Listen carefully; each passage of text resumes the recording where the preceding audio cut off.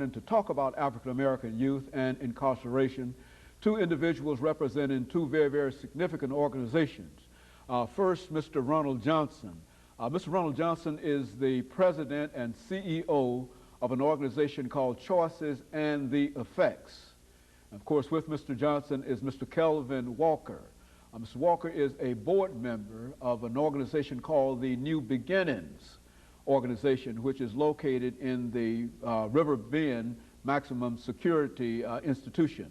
And of course, let me welcome you, Mr. Johnson, as well as Mr. Walker, to the show this morning.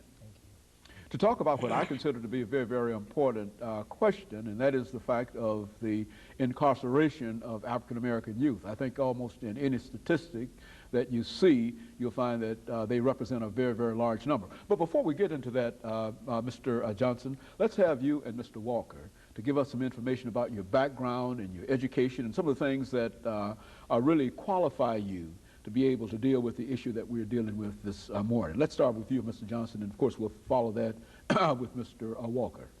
Yes, I'm Mr. RJohnson. I am the founder and CEO of Choices and the Effects. I'm a graduate of Tennessee State University. I started there in 1982. I played football, and from playing football, I made some choices. Through those choices, this is where this program was developed from. I also am the son of Clara and Herman Johnson. We have 10 boys, no girls.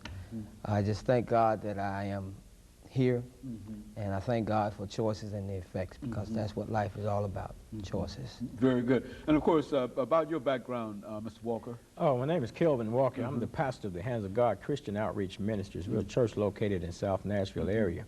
As far as educational background, I attended school for a while at Tennessee State University back in 1975, and at that time I got involved in drugs. I got addicted to drugs. I became a heroin addict at that time, and that spanned, took me through about 17 years of drug addiction. And as a result of my drug addiction, I ended up incarcerated in the state prison system for a period of 5 years of my life. And currently, right now, like I say, I'm pastoring a church. I'm involved in some things as far as work-related stuff is concerned. Part-time instructor with the Metropolitan General Sessions Court Safety Center.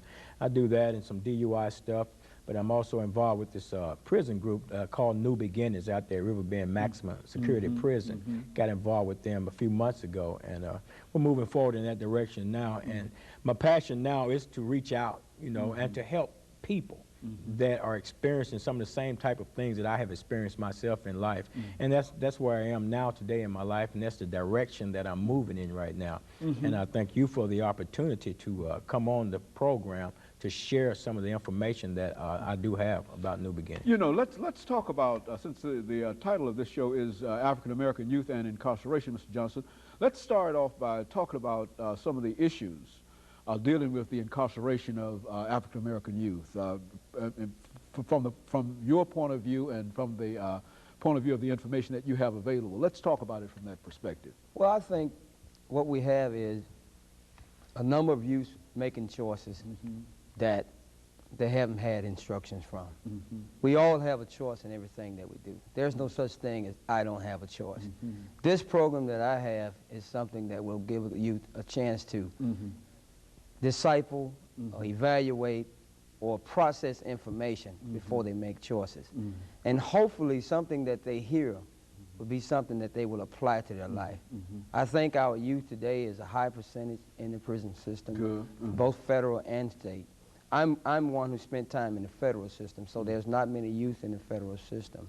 But I think if we can stimulate the thoughts of our youth on making better choices, we can make a difference. So there is a difference in terms of the incarceration of African American youth in the two systems, the federal system as over against the state system. Is that what we're saying? Yes, it is.